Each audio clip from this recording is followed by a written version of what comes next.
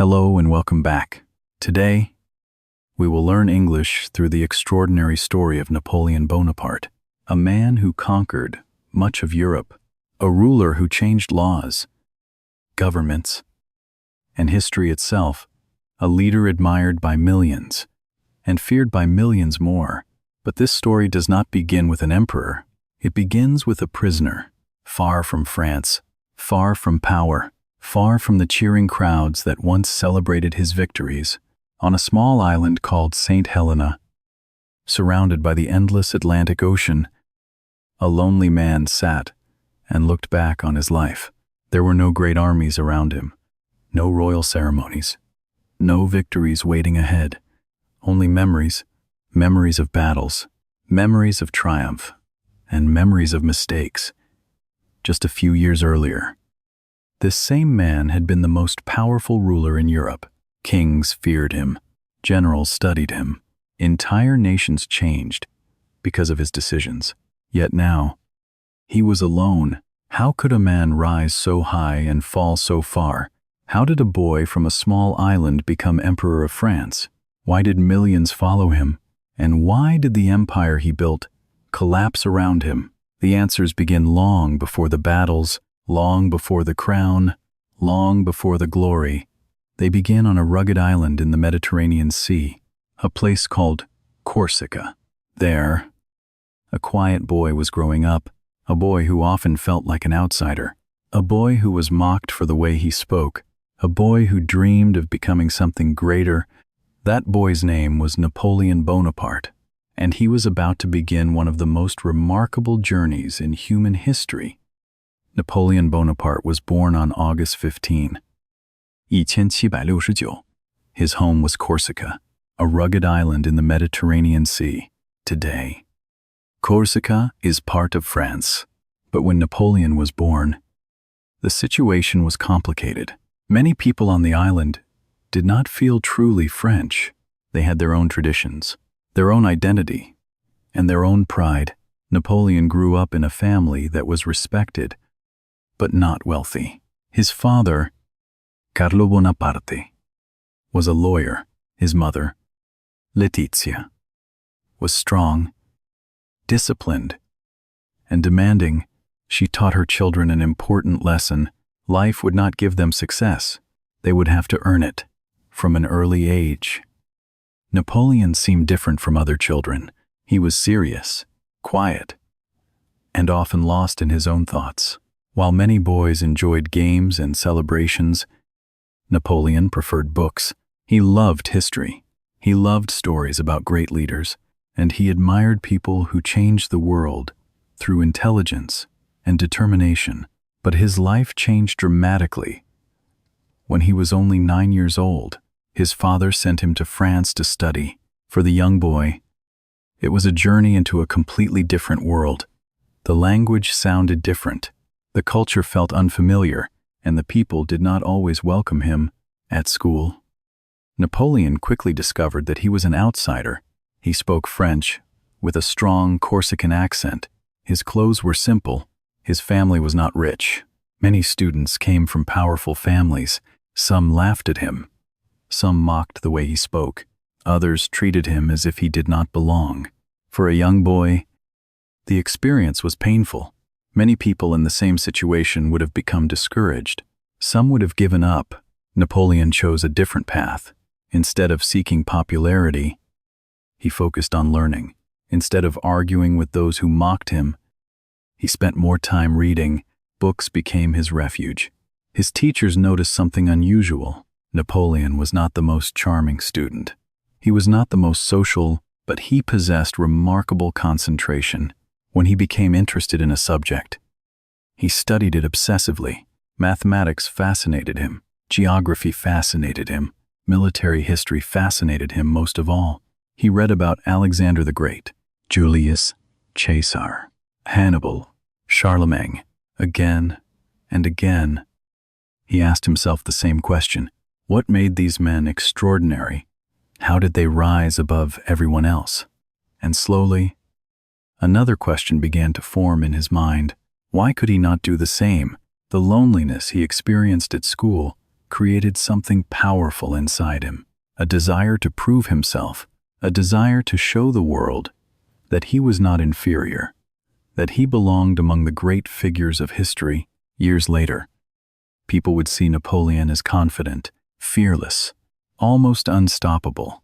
But beneath that confidence was a boy who had spent years feeling different, a boy who had learned to rely on himself, a boy who believed that success was the only way to earn respect. And soon, history would give him an opportunity that almost nobody could have imagined. Because while Napoleon was studying and dreaming, France itself was moving toward a crisis that would destroy the old world and create the perfect opening for a young officer with enormous ambition. By the late 1780s, France was in trouble. The country was rich, but many of its people were poor. Food was expensive, jobs were difficult to find, and ordinary families were struggling to survive. Meanwhile, the king and the nobility continued to live in luxury. Many people felt the system was unfair. Their frustration grew year after year. Eventually, that frustration exploded. In 1789, the French Revolution began. The old order started to collapse. Protests filled the streets. Crowds demanded change. The authority of the king weakened, and uncertainty spread throughout the country. For many people, the revolution was frightening. For Napoleon, it was an opportunity. At the time, he was a young artillery officer. He had intelligence, training, and ambition, but under the old system, advancement was slow. Important positions often went to people with powerful families. Now everything was changing. The revolution created chaos, and chaos often creates openings for those who can act quickly. Napoleon understood this. While others hesitated, he paid attention. He studied events carefully. He watched political leaders rise and fall, and he waited for his moment. That moment arrived in 1793. The southern French city of Toulon had rebelled against the revolutionary government. Worse still, British forces had entered the city. The government needed military leaders who could solve the problem. Napoleon proposed a bold plan. Instead of attacking the city directly, he identified key positions that controlled the harbor. If those positions were captured, the British fleet would be forced to leave. The plan worked. The city was retaken. The British withdrew. And suddenly, people began talking about a young officer named Napoleon Bonaparte. For the first time, he attracted national attention. Promotions followed. Responsibilities increased. His reputation grew, but France remained unstable. Political factions fought each other. Governments rose and collapsed. Executions became common. Fear spread across the country. The revolution that promised freedom had also unleashed violence. Napoleon watched everything carefully. He learned an important lesson. Power did not belong to those with the best intentions. Power belonged to those who could seize and hold it. Then, in 1795, another opportunity appeared. A royalist uprising threatened the government in Paris. The situation was dangerous. The authorities needed someone willing to act decisively. Napoleon accepted the task. He moved artillery into position. When the rebels advanced, he ordered his troops to fire. The uprising was crushed. The government survived, and Napoleon became a hero. Many people praised him for saving the revolution. Others criticized the violence, but one fact was impossible to ignore. The young outsider from Corsica was rising rapidly. At only 26 years old, he had become one of the most promising military leaders in France. His years of study were paying off. His ambition was carrying him forward, and soon he would be given an army of his own, an army that would change his life forever, because beyond the mountains of France lay Italy, and there Napoleon would begin the campaign that made him famous across Europe. In 1796, Napoleon received the opportunity he had been waiting for.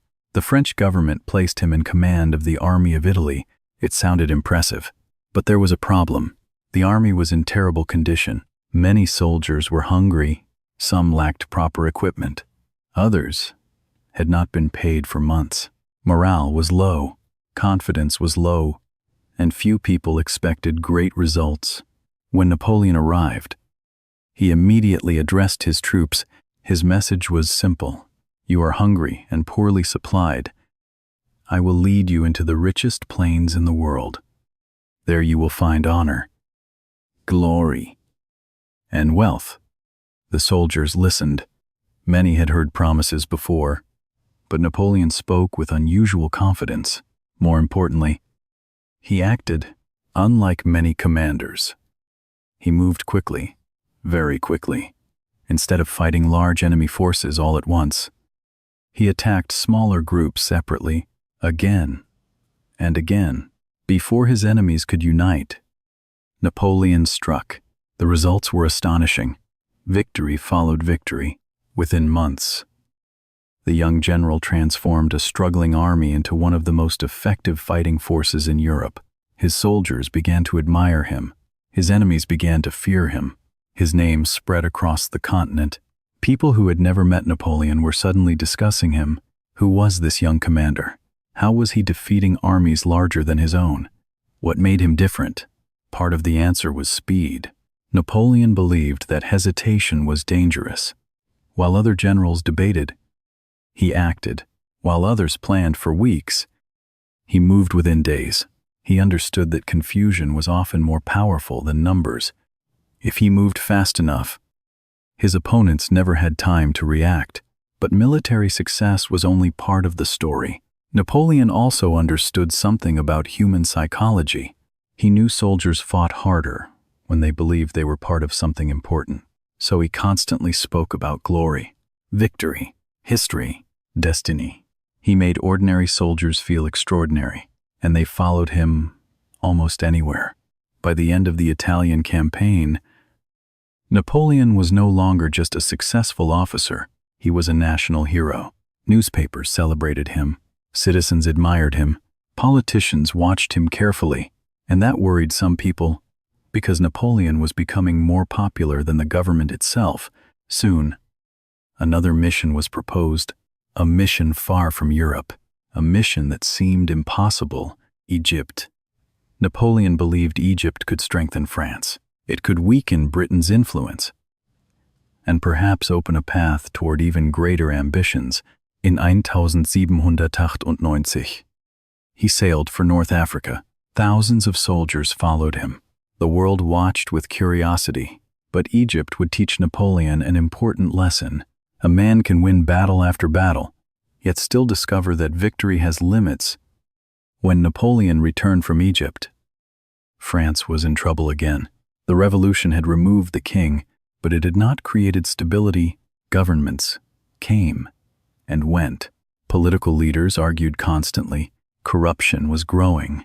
The economy was struggling, and many French citizens were losing faith in their leaders. The country was tired of chaos, tired of uncertainty, tired of endless political conflict. Napoleon understood the situation immediately. He saw something that many others missed. People were no longer asking for more revolution. They were asking for order, and order was something Napoleon believed he could provide. Binot. He was one of the most famous men in France. Soldiers admired him. Citizens respected him.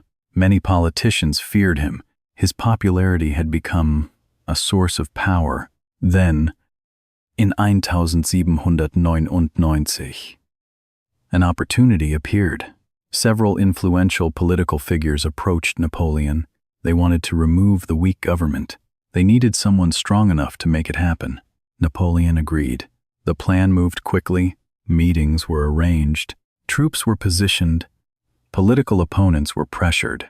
Within days, the existing government collapsed. A new government took its place. History would later call it the coup of 18 Brumaire. For Napoleon, it was a turning point. He was no longer simply a general. He was now the most powerful political figure in France. Officially, France was still a republic. Officially, power was shared, but everyone understood the reality. Napoleon was in charge. Many people accepted the change after years of instability. They wanted a leader who could make decisions, a leader who could restore confidence, a leader who could bring peace. At first, Napoleon focused on rebuilding the country. He improved government administration, he strengthened public finances, he supported education, he encouraged economic growth, roads were repaired, institutions became more efficient. Slowly, France became more stable, but Napoleon wanted more than stability. He wanted permanence. He wanted his achievements to survive long after he was gone. One of his most important accomplishments was the creation of the Napoleonic Code, a new legal system, clearer, more organized, more consistent. For millions of people, these laws shaped daily life. In fact, parts of the Napoleonic Code would influence legal systems around the world for generations. This was something different from military victory. Battles could be forgotten, empires could collapse, but laws could survive, and many of Napoleon's laws did. As his influence grew, so did his confidence. Soon, the question was no longer whether Napoleon ruled France. The question was what title he would give himself. Then, in 1804, he made a decision that shocked Europe. He would become emperor, not because he inherited a throne, not because he belonged to an ancient royal family, but because he believed he had earned it. The outsider from Corsica was about to place a crown upon his own head, and with that single act, he would change the course of European history. Napoleon had achieved more than most people thought possible. He had risen from a small island in the Mediterranean. He had become a military hero. He had taken control of France. He had restored stability to a nation exhausted by revolution. But Napoleon was not satisfied. He wanted something greater. He wanted legitimacy. He wanted permanence. He wanted history to remember him not as a temporary ruler, but as the founder of a new era. So preparations began for a grand ceremony. The location was Notre Dame Cathedral in Paris, one of the most famous churches in Europe. Nobles arrived, generals arrived, foreign diplomats arrived. The Pope himself traveled from Rome to attend. The event was designed to send a message. France was no longer controlled by kings of the old world. France now belonged to Napoleon. On December 2, 1804, the cathedral filled with spectators. Everyone waited for the most important moment. Traditionally, a ruler would kneel. The Pope would place the crown upon his head. That was how kings had been crowned for centuries. But Napoleon had other ideas. As the moment approached, he stepped forward. He took the crown into his own hands. The entire cathedral watched in silence. Then Napoleon placed the crown on his own head. The message was unmistakable. His authority did not come from the church. It did not come from an ancient royal family. It came from himself, from his achievements, from his power, from his belief in his own destiny. Soon afterward, he crowned his wife, Josephine, as Empress. The ceremony was magnificent, but it also revealed something important about Napoleon. Confidence had become certainty, and certainty was becoming ambition on an entirely new scale. Across Europe, monarchs watched with concern. Many had tolerated Napoleon as a general. Some had accepted him as a political leader. An emperor was different. An emperor represented a challenge, a threat, a man who might reshape the balance of power across the continent. Their fears were justified because Napoleon was not planning to defend his empire. He was planning to expand it. In the years that followed, coalition after coalition formed against France.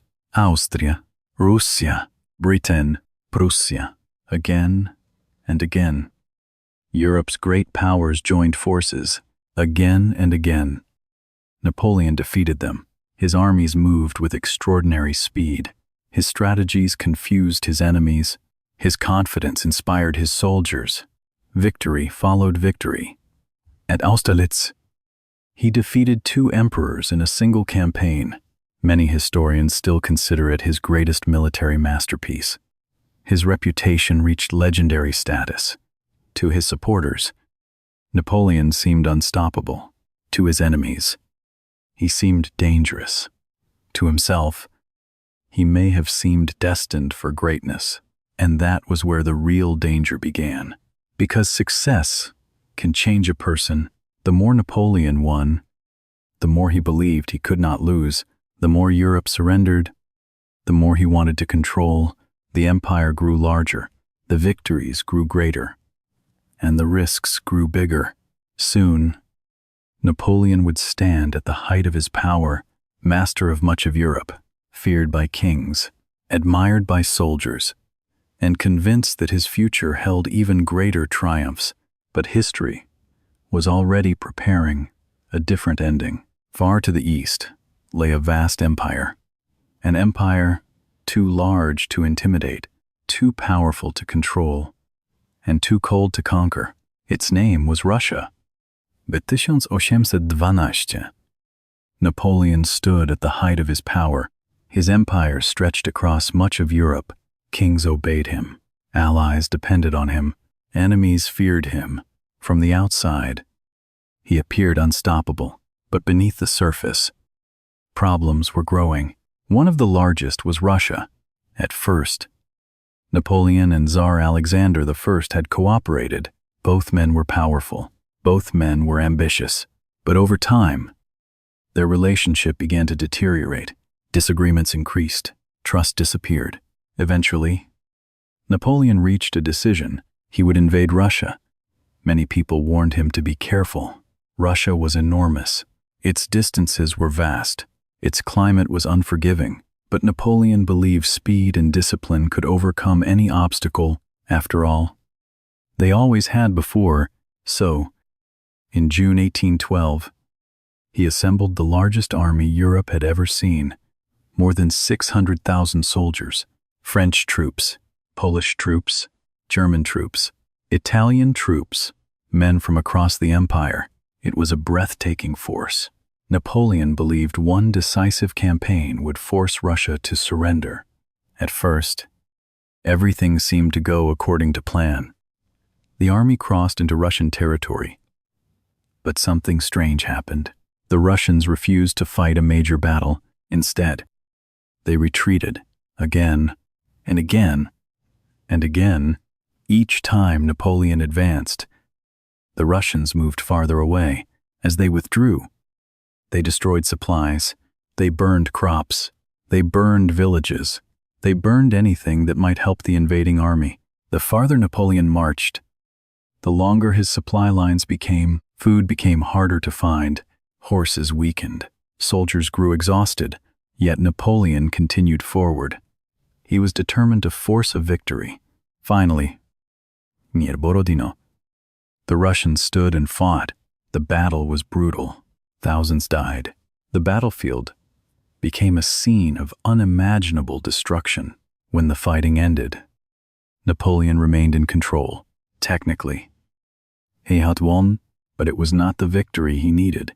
The Russian army still existed. It had not been destroyed, and it continued retreating.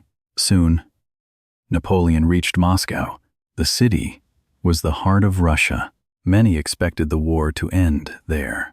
Instead, Napoleon found something shocking. The city was nearly empty. Most residents had already left. Then fires broke out. Large sections of Moscow burned. Napoleon waited for a peace offer. Non came. Days passed, then weeks. Still nothing.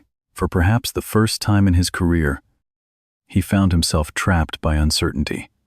Winter was approaching, supplies were running low, and Russia refused to surrender. Finally, Napoleon made the decision he had hoped to avoid: retreat. The journey back became a nightmare. Temperatures plunged. Snow covered the roads. Food disappeared. Men froze to death. Horses collapsed. Disease spread. The army that had entered Russia with more than 600,000 men slowly disintegrated. Every day brought new suffering. Every mile brought new losses. By the time the survivors escaped Russia, only a fraction remained. The greatest army in Europe had been shattered. The consequences were enormous. Across the continent, Napoleon's enemies watched carefully. For years, they had feared him. Now they saw something different. They saw weakness. They saw vulnerability. For the first time in many years, they believed Napoleon could be defeated, and they were preparing to prove it. The disaster in Russia changed everything. For years, Napoleon had seemed invincible. Now the illusion was gone. Across Europe, old enemies saw an opportunity. Russia was ready to continue the fight. Prussia joined the struggle. Austria joined as well. Britain continued its support. On the Beaune, nations united against France. They understood something important. If they fought separately, Napoleon could defeat them. If they fought together, they might finally stop him.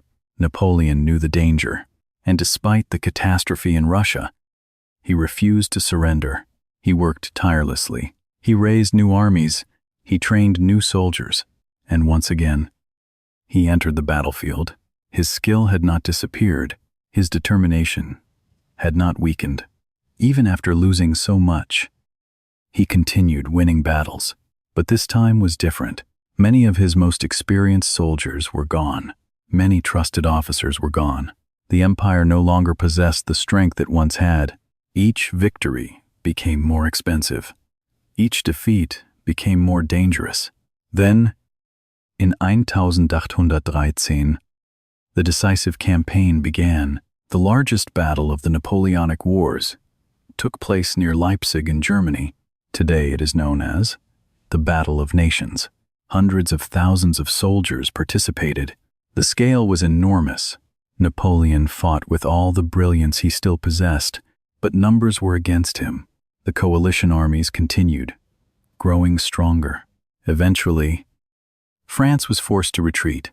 For the first time, Napoleon was being pushed backward, not forward. Backward. The momentum that had carried him for years was disappearing. Soon, enemy armies crossed into France itself. The war was no longer happening in distant lands. It had reached his doorstep. Cities became anxious. Citizens became fearful. The empire that Napoleon had built was beginning to crack. In 1814, coalition forces entered Paris. The capital had fallen. The situation was hopeless. Many of Napoleon's closest supporters urged him to step down. At first, he resisted. He had spent his entire life fighting. Giving up felt impossible, but reality could no longer be ignored.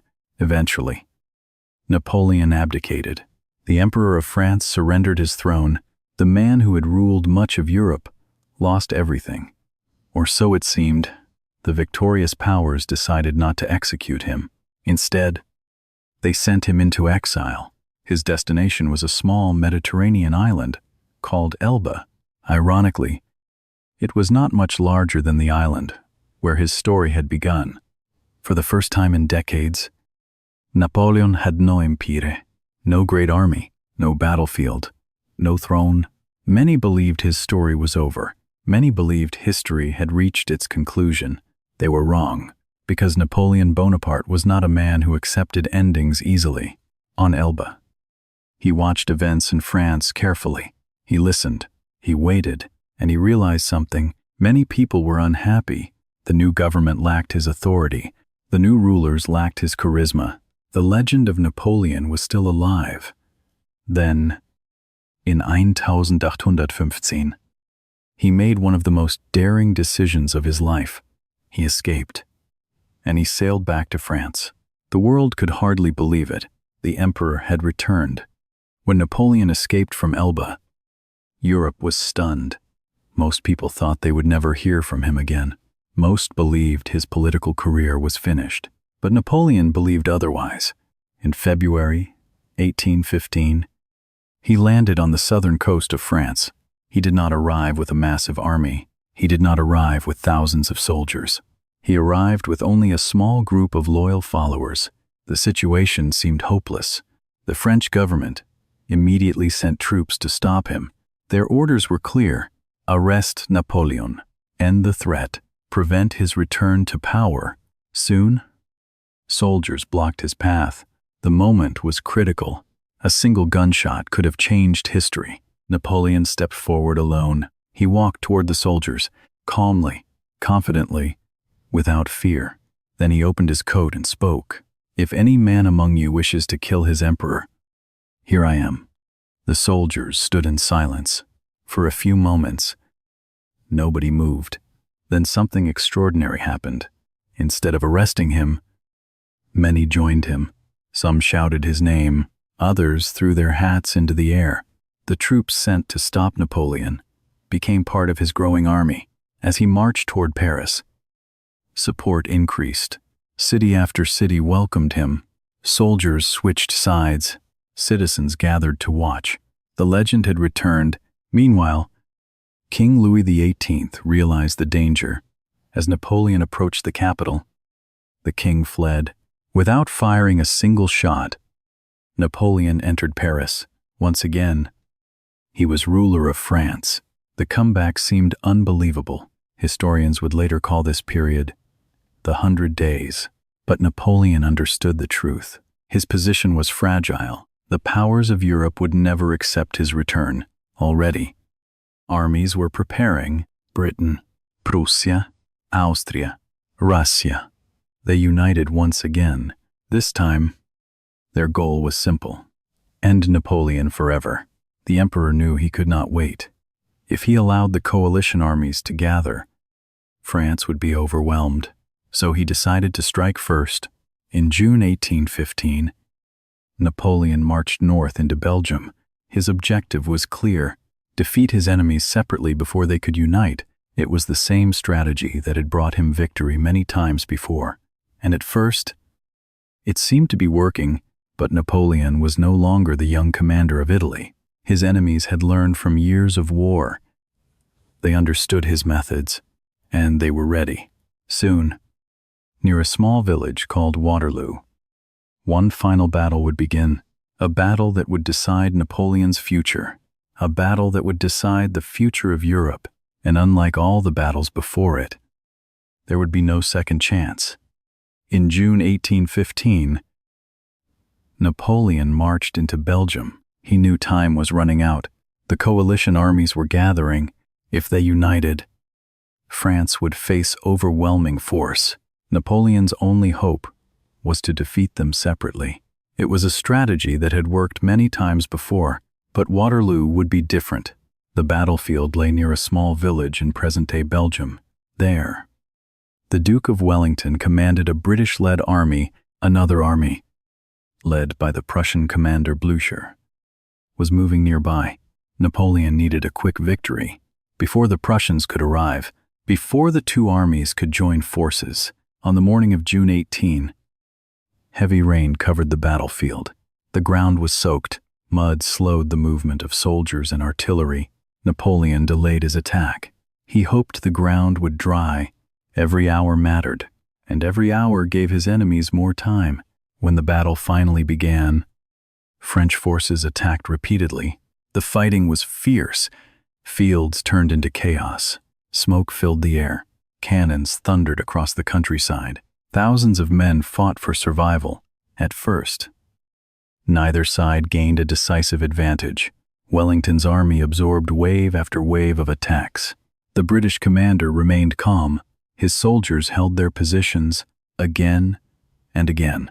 Napoleon searched for the breakthrough that had won him so many victories in the past, but it never came.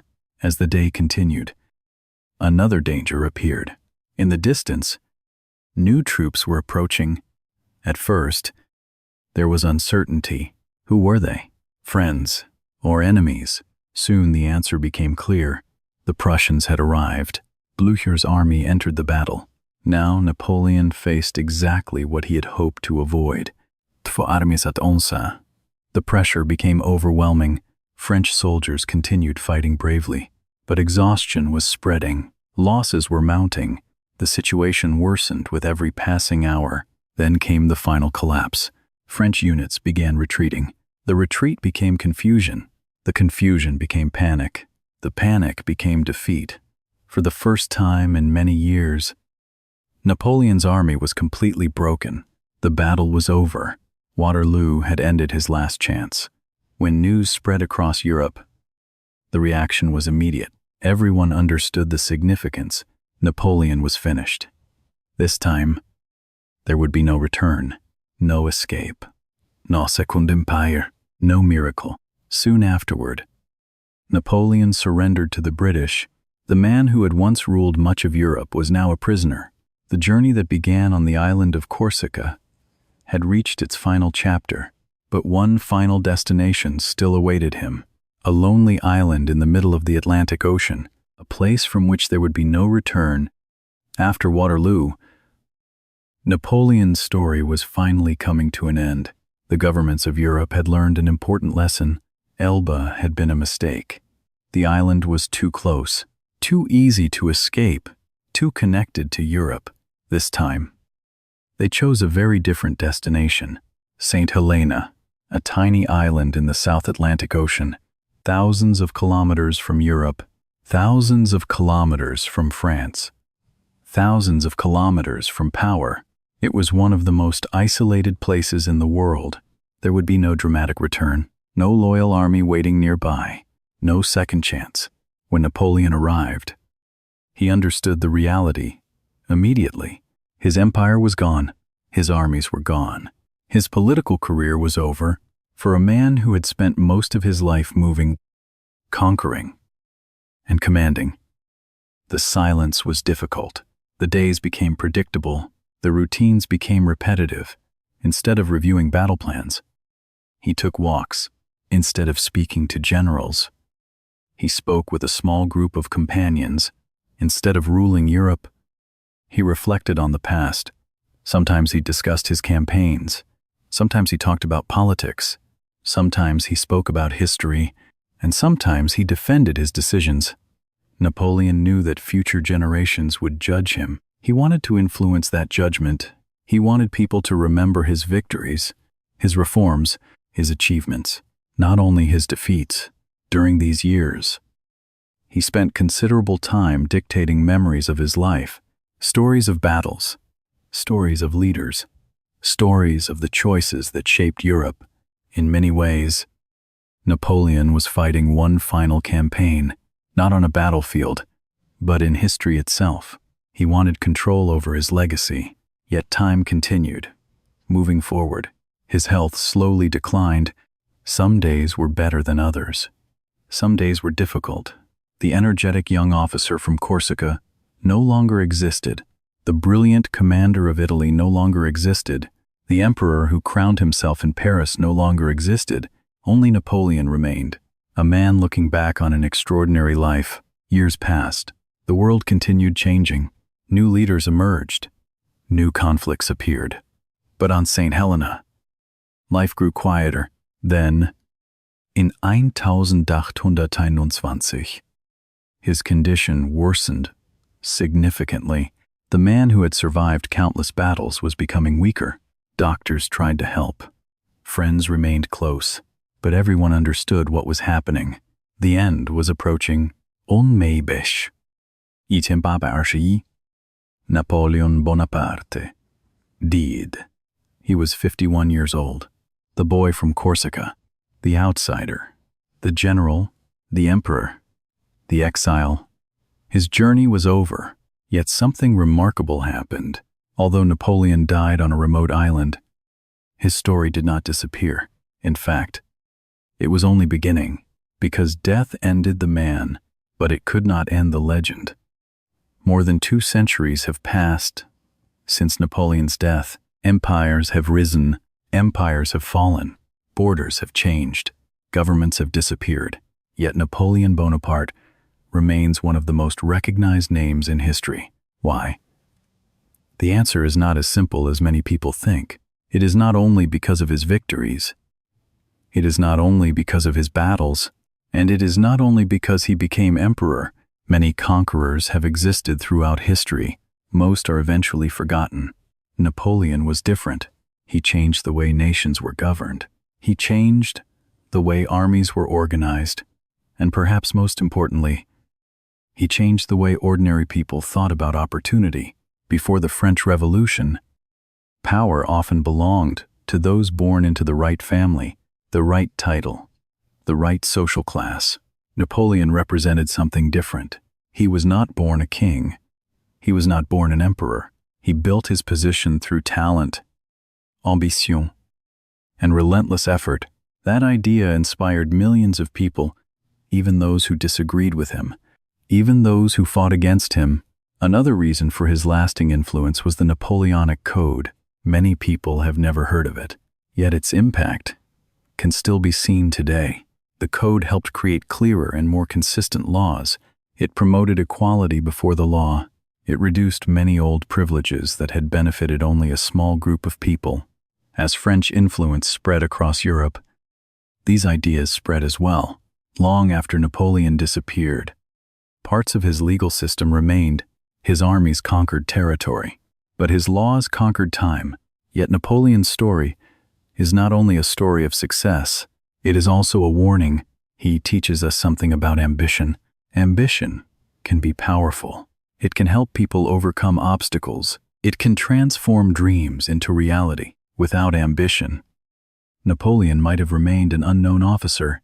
Without ambition, he would never have changed history. But ambition can also become dangerous. It can create the illusion that every victory must be followed by another, that every achievement is only the beginning, that enough is never enough. Perhaps this was Napoleon's greatest weakness. He conquered Italy, then he wanted more. He conquered much of Europe, then he wanted more. He became emperor, then he wanted more. Eventually, the desire for more led him to Russia, and Russia changed everything. In the end, Napoleon was defeated by the very force that had helped him rise, his own ambition. That is why historians continue to debate him. Was he a hero? Was he a tyrant? Was he a genius? Was he a warning? The truth may be all of those things at once, because history's most fascinating people are rarely simple. And Napoleon Bonaparte was anything but simple. He lived an extraordinary life. He made extraordinary achievements, and he made extraordinary mistakes. That combination is what transformed a boy from Corsica into a legend remembered around the world. Bonus épilogue. The Return of the Emperor. Napoleon died on St. Helena in 1821. At the time, many believed his story was finally over, but history had one more surprise. For nearly 20 years, his body remained on the remote island. Meanwhile, in France, public opinion slowly began to change. Many people still remembered his victories. Many still remembered the glory of the empire, and many believed Napoleon deserved to return home. Then, in 1840, the French government made a decision. A special mission was sent to St. Helena. Its purpose was simple: bring Napoleon back to France. When his remains arrived in Paris, enormous crowds gathered. People lined the streets. Thousands came to watch. Years after his death, Napoleon still inspired powerful emotions. Some admired him, some criticized him, but almost nobody ignored him. Eventually, his remains were placed in Les Invalides in Paris. There they remain today. Visitors from around the world continue to come and see the tomb of the man who once ruled much of Europe. This tells us something remarkable. Most people are remembered by their families. Some are remembered by their communities. A few are remembered by their countries. But only a very small number are remembered by the world. Napoleon became one of those people, not because he lived a perfect life, not because he always made the right decisions, but because he left a mark on history that could not be erased. More than 200 years later, students still study him, historians still debate him, writers still write about him, and ordinary people still ask the same question: what would have happened if Napoleon had stopped? After his greatest victories, we will never know. But perhaps that mystery is one reason his story continues to fascinate us today.